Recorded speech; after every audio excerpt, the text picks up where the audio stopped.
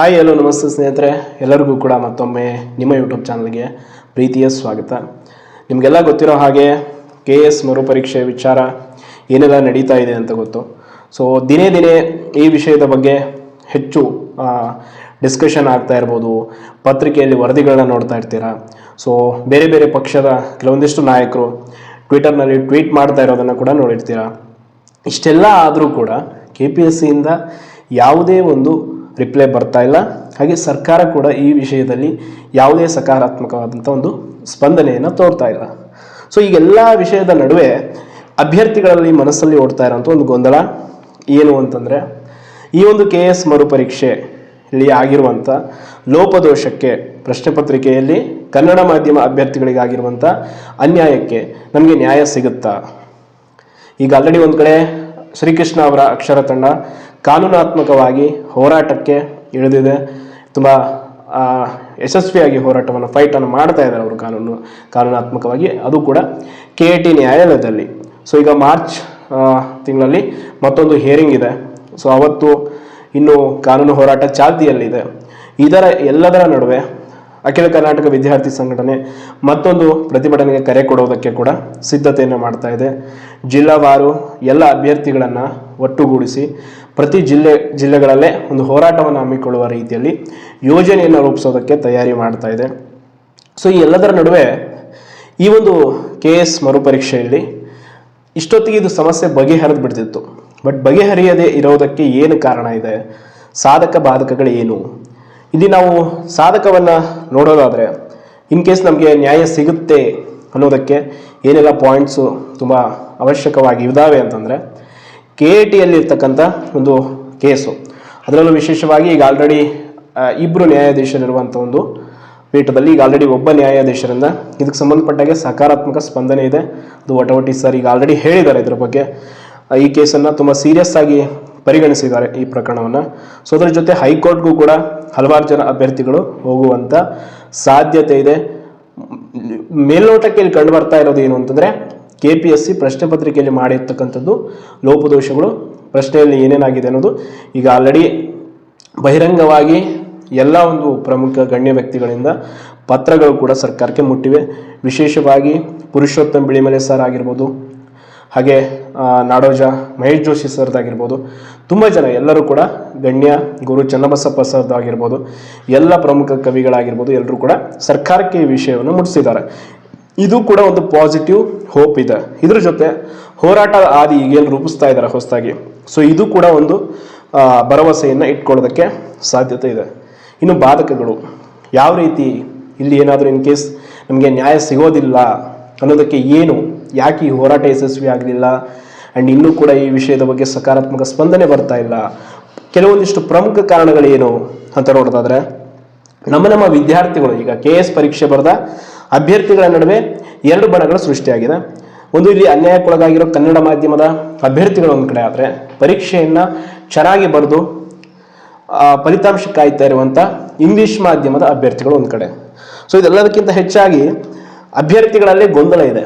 ಕೆಲವರಿಗೆ ನಮಗೆ ರೇಷಿಯೋ ಜಾಸ್ತಿ ಮಾಡಿಬಿಡಿ, ಇನ್ನು ಕೆಲವರಿಗೆ ಎಲ್ಲರನ್ನೂ ಮುಖ್ಯ ಪರೀಕ್ಷೆಗೆ ಹಲೋ ಮಾಡಿಬಿಡಿ, ಇನ್ನು ಕೆಲವರಿಗೆ ರೀನೋಟಿಫಿಕೇಶನ್ ಆಗಲಿ. ಇನ್ನೊಂದಿಷ್ಟು ಜನ ಕೆಲವರಿಗೆ ಏನು ವಿಷಯ ಇದೆ ಈ ಬಗ್ಗೆ ಅಂತಂದರೆ, ಕೇವಲ ಕನ್ನಡ ಮಾಧ್ಯಮ ಅಭ್ಯರ್ಥಿಗಳಿಗೆ ಮಾತ್ರ ಮುಖ್ಯ ಪರೀಕ್ಷೆಗೆ ಯಾರ್ಯಾರಿಗೆ ಅನ್ಯಾಯ ಆಗಿದೆ ಸೊ ಅವ್ರಿಗೆ ಅವಕಾಶ ಕೊಡಿ, ಇಂಗ್ಲೀಷ್ ಮೀಡಿಯಂ ಅವ್ರಿಗೆ ಬೇಡ, ಗ್ರೇಸ್ ಅಂಕದ ಬಗ್ಗೆ ಬೇರೆ ಬೇರೆ ಈ ರೀತಿ ಡಿಸ್ಕಷನ್ ಆಗ್ತಾ ಈ ವಿಷಯ ಬೇರೊಂದು ಮೈಲಿಗಲನ್ನು ಪಡೆದುಕೊಂಡಿದೆ. ಸೊ ಇದು ಒಂದು ಕೂಡ ಪ್ರಮುಖ ಬಾಧಕ ಆಗಿದೆ. ಆ್ಯಂಡ್ ಎಲ್ಲದಕ್ಕಿಂತ ಮುಖ್ಯವಾಗಿ KPSC ಆಡ್ತಾ ಇರುವಂಥ ಒಂದು ಮೈಂಡ್ ಗೇಮ್. KPSC ಅವರಿಗೆ ಚೆನ್ನಾಗಿ ಗೊತ್ತು ಅಭ್ಯರ್ಥಿಗಳನ್ನ ಹೆಂಗೆ ಡೈವರ್ಟ್ ಮಾಡೋದು, ಹೆಂಗೆ ಈ ಹೋರಾಟಗಳನ್ನೆಲ್ಲ ಮಟ್ಟ ಹಾಕೋದು ಅಂತ. ಅದಕ್ಕೆ ಅವರು ಹೋರಾಟದ ಹಿಂದಿನ ದಿನ ಕೀ ಆನ್ಸರ್ನ ಪ್ರಕಟ ಮಾಡಿದರು, ಬೇಗ ಪರಿಷ್ಕೃತ ಕೀ ಉತ್ತರಗಳನ್ನು ಕೂಡ ಬಿಟ್ಟರು. ಈಗ ಫಲಿತಾಂಶದ ಗಾಳಿ ಸುದ್ದಿಯನ್ನು ಹಬ್ಬಿಸಿದ್ದಾರೆ. ಇನ್ನೊಂದು ವಾರದಲ್ಲಿ ಫಲಿತಾಂಶ ಬರುತ್ತಂತೆ, 2 ದಿನದಲ್ಲಿ ಬರುತ್ತಂತೆ, ನಾಳೆ ಫಲಿತಾಂಶ ಬರುತ್ತಂತೆ, ಹೆಲ್ಪ್ಲೈನಿಗೆ ಯಾರಾದರೂ ಕಾಲ್ ಮಾಡಿದ್ರೆ ನಾಳೆ ರಿಸಲ್ಟ್ ಬಿಟ್ಬಿಡ್ತೀವಿ ಅಂತ ಹೇಳೋ ರೀತಿ ಅಲ್ಲೊಂದು ಸ್ಥಿತಿಗತಿ ಸೃಷ್ಟಿಯಾಗಿದೆ. ಇದೆಲ್ಲದಕ್ಕಿಂತ ದೊಡ್ಡ ಒಂದು ಪ್ರಮಾದ ಅಂದರೆ, ಕೋಚಿಂಗ್ ಸೆಂಟರ್ ಅವರು ನಮ್ಮ ಕರ್ನಾಟಕದ ವಿಶೇಷವಾಗಿ ಕನ್ನಡ ಮಾಧ್ಯಮ ಅಭ್ಯರ್ಥಿಗಳಿಗೂ ಕೋಚಿಂಗನ್ನು ಕೊಡುವಂಥ ಪ್ರತಿಷ್ಠಿತ ತರಬೇತಿ ಕೇಂದ್ರದವರು ಕೂಡ ಈ ವಿಷಯದಲ್ಲಿ ತಮ್ಮ ಒಂದು ತಟಸ್ಥ ನೀತಿಯನ್ನು ಅನುಸರಿಸ್ತಿದ್ದಾರೆ. ಅವರು ಈ ಕಡೆ ಕನ್ನಡ ಮಾಧ್ಯಮ ಅಭ್ಯರ್ಥಿಗಳ ಪರವಾಗಿ ಕೂಡ ಧ್ವನಿ ಎತ್ತಂಗಿಲ್ಲ, ಈ ಕಡೆ ಇಂಗ್ಲೀಷ್ ಮೀಡಿಯಂ ಅವ್ರಿಗೆ ವಿರೋಧ ಹಾಕೊಳ್ಳೋಂಗೂ ಇಲ್ಲ. ಅವರು ಈಗ ಆಲ್ರೆಡಿ ಮುಖ್ಯ ಪರೀಕ್ಷೆಗೆ ತರಬೇತಿಯನ್ನು ನೀಡೋದಕ್ಕೆ ಕ್ಲಾಸ್ಗಳನ್ನು ಕೂಡ ಆಲ್ರೆಡಿ ಶುರು ಮಾಡ್ಕೊಂಡು ಬಿಟ್ಟಿದ್ದಾರೆ. ಇದು ಒಂದು ರೀತಿ ದೊಡ್ಡ ಬಾಧಕವಾಗಿದೆ ಈ ಒಂದು KS ಮರುಪರೀಕ್ಷೆಯಲ್ಲಾಗಿರುವಂಥ ಅನ್ಯಾಯದ ವಿರುದ್ಧ ಹೋರಾಟ ಮಾಡೋದಕ್ಕೆ ಹೋಗೋದಕ್ಕೆ. ಸೊ ಹಾಗಾದರೆ ಮುಂದೆ ಏನಾಗಬಹುದು, ಇಲ್ಲಿ ನಮಗೆ ನ್ಯಾಯ ಸಿಗುತ್ತಾ ಕೋರ್ಟಲ್ಲಿ ಹೋರಾಟ ಮಾಡ್ತಾ ಇರೋರಿಗೆ ಅನ್ನೋದು ನ್ಯಾಯಾಲಯದ ಒಂದು ವಿವೇಚನೆಗೆ ಬಿಟ್ಟಿದ್ದು. ಆ್ಯಂಡ್ ನ್ಯಾಯಾಧೀಶರಿಗೆ ನಾವು ಒದಗಿಸುವ ಸಾಕ್ಷ್ಯಾಧಾರಗಳು, ವಾದ ವಿವಾದಗಳು, KPSC ಎಕ್ಸ್ಪರ್ಟ್ ಕಮಿಟಿಯಿಂದ ನೀಡತಕ್ಕಂಥ ರಿಪೋರ್ಟು, ಈ ಎಲ್ಲವೂ ಕೂಡ ಮುಂದೇನಾಗುತ್ತೆ ಅನ್ನೋದನ್ನು ನಿರ್ಧಾರ ಮಾಡುತ್ತೆ. ಹಾಗಾದರೆ ಅಭ್ಯರ್ಥಿಗಳು ಕೆಲವರು ನಾವು ಪರೀಕ್ಷೆಗೆ ತಯಾರಿ ಮಾಡ್ತಿದ್ದೀವಿ, ಮಾಡ್ಕೋಬೇಕಾ ಬೇಡವಾ, ಮತ್ತೆ ಹಾಗೇನು ಪೂರ್ವಭಾವಿ ಪರೀಕ್ಷೆಗೆ ಓದಬೇಕಾ, ಈ ಗೊಂದಲದಲ್ಲಿ ಇದ್ದೀರಾ. ನಿಮ್ಮ ಓದು, ನಿಮ್ಮ ಒಂದು ಪರಿಶ್ರಮ ನಿರಂತರತೆಯಿಂದ ಕೂಡಿರಲಿ. ಬೇರೆ ಯಾವುದೋ ವಿಷಯಗಳು ಗೊಂದಲಕ್ಕೆ ಕಿವಿಗೊಡೋದು ಬೇಡ. ಕಾರಣ ಅಭ್ಯರ್ಥಿಗಳ ಪರಿಶ್ರಮ ಸಾಗ್ತಾ ಇರಲಿ, ಅದರ ಜೊತೆ ಈ ವಿಷಯಕ್ಕೂ ಕೂಡ ಬೆಂಬಲವಿರಲಿ. ಈ ನ್ಯಾಯಾಲಯದ ವಿಚಾರ ಅದು ನ್ಯಾಯಾಲಯಕ್ಕೆ ಬಿಟ್ಟಿದ್ದು, ಆ್ಯಂಡ್ ಹೋರಾಟ ಮಾಡ್ತಾ ಇರೋರಿಗೆ ಸಪೋರ್ಟ್ ಮಾಡೋರಿಗೆ ಬಿಟ್ಟಿದ್ದು. ಆ್ಯಂಡ್ ಹೋರಾಟ ಮಾಡೋದಕ್ಕೆ ಸಪೋರ್ಟ್ ನಮ್ಮ ಒಂದು ನೈತಿಕವಾಗಿ ಎಲ್ಲ ಬೆಂಬಲ ಕೂಡ ಇರಲಿ. ಆದರೆ ಅದೇ ವಿಷಯದ ಬಗ್ಗೆ ತುಂಬ ತಲೆ ಕೆಡಿಸ್ಕೊಂಡು ನಾವು ಕಂಪ್ಲೀಟಾಗಿ ಅದರಲ್ಲಿ ಇನ್ವಾಲ್ವ್ ಆಗ್ತೀವಿ ಅನ್ನೋದು ಬೇಡ. ಇದೊಂದು ವಿಷಯ. ಹಾಗಾದರೆ ಇನ್ ಕೇಸ್ ಮುಂದಿನ ಹಂತದಲ್ಲಿ ನಮ್ಗೆ ಏನಾದರೂ ನ್ಯಾಯ ಸಿಗಲಿಲ್ಲ, ಏನೋ ಒಂದು ಆಯಿತು ಅಂದರೆ ಯಾರಿಗಿಲ್ಲಿ ದೊಡ್ಡ ಮಟ್ಟದಲ್ಲಿ ಎಫೆಕ್ಟ್ ಆಗೋದು, ಪ್ರಾಥಮಿಕವಾಗಿ ಕನ್ನಡ ಮಾಧ್ಯಮದಲ್ಲೇ ಓದಿದಂಥ ಅಪ್ಪಟ ಕನ್ನಡ ಮಾಧ್ಯಮ ಮತ್ತು ಗ್ರಾಮೀಣ ಅಭ್ಯರ್ಥಿಗಳು, ಕೊನೆಯ KS ಪರೀಕ್ಷೆ ಬರೆಯೋದಕ್ಕೆ ಕೊನೆಯ ಅವಕಾಶ ಇರುವಂಥ ವಯೋಮಿತಿ ಸಡಿಲಿಕೆಯನ್ನು ಪಡೆದುಕೊಂಡಿರುವಂಥ ಅಭ್ಯರ್ಥಿಗಳು, ಇವರೆಲ್ಲರಿಗೂ ಕೂಡ ಬಹುದೊಡ್ಡ ಅನ್ಯಾಯ ಆಗೋದಂತೂ ಸತ್ಯ, ಅದರಲ್ಲಿ ಬೇರೆ ಮಾತಿಲ್ಲ. ಈ ಎಲ್ಲ ವಿಷಯವನ್ನು ಬಿಟ್ಟಾಕಿ ಕೂಡ ನಾವೀಗ ಏನು ಮಾಡಬೇಕಾಗಿದೆ, ಈಗ ಆಲ್ರೆಡಿ ಮಾಡಬೇಕಾಗಿರೋ ಎಲ್ಲ ಕೆಲಸಗಳನ್ನು ಕೂಡ ತುಂಬ ಪ್ರಾಮಾಣಿಕವಾಗಿ ಎಲ್ಲ ಅಭ್ಯರ್ಥಿಗಳು ಮಾಡಾಯಿತು.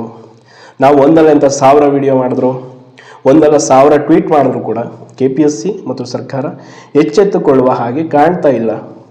ಇನ್ನು ನ್ಯಾಯಾಲಯದಲ್ಲೂ ವಿಚಾರದಲ್ಲೂ ಕೂಡ ಈಗ ಆಲ್ರೆಡಿ ನಮಗೆ ಏನಾಗಿದೆ ಏನಿಲ್ಲ ಅನ್ನೋದು ಕೂಡ ಗೊತ್ತಿದೆ. ಸೊ ಇಷ್ಟೆಲ್ಲ ವಿಷಯವನ್ನು ಯಾಕೆ ನಾನು ತುಂಬ ಕ್ಲಿಯರಾಗಿ ಹೇಳಬೇಕಾಯಿತು ಅಂದರೆ, ಈ ವಿಷಯದಲ್ಲಿ ಅಂದರೆ ಈ ಹಿಂದಿನ ಮರುಪರೀಕ್ಷೆ, ಈ ಹಿಂದೆ ಪರೀಕ್ಷೆ ಆಗಿ ಅದಾದಮೇಲೆ ಮರುಪರೀಕ್ಷೆಗೆ ಹೋರಾಟ, ಎಲ್ಲ ವಿಷಯದಿಂದ ಕೂಡ ನಾನು ಇದನ್ನು ತುಂಬ ಹತ್ತಿರದಿಂದ ಗಮನಿಸ್ಕೊಂಡು ಬಂದಿರೋದ್ರಿಂದ ಇದರಲ್ಲಿ ಏನಾಗಿದೆ, ಯಾವ ರೀತಿಯಾದಂಥ ಒಂದು ಪರಿಸ್ಥಿತಿ ಈಗ ಸದ್ಯಕ್ಕಿದೆ ಅನ್ನೋದನ್ನು ವಾಸ್ತವತೆಯನ್ನು ನಿಮ್ಮ ಮುಂದೆ ತೆರೆದಿಡಬೇಕಾಗಿತ್ತು. ಸೊ ಅದಕ್ಕೆ ಈ ವಿಡಿಯೋ ಮೂಲಕ ನಿಮಗೆ ಕಂಪ್ಲೀಟಾಗಿ ಮಾಹಿತಿಯನ್ನು ತಿಳಿಸಿದ್ದೀನಿ. ಸೊ ಐ ಥಿಂಕ್ ನಾನು ಈ ವಿಷಯದಲ್ಲಿ ನಿರಂತರವಾಗಿ ಅಭ್ಯರ್ಥಿಗಳ ಬೆಂಬಲಕ್ಕೆ ಇದ್ದೀನಿ ಅಂತ ಹೇಳ್ತಾ ಎಲ್ಲರಿಗೂ ಕೂಡ ಧನ್ಯವಾದಗಳು.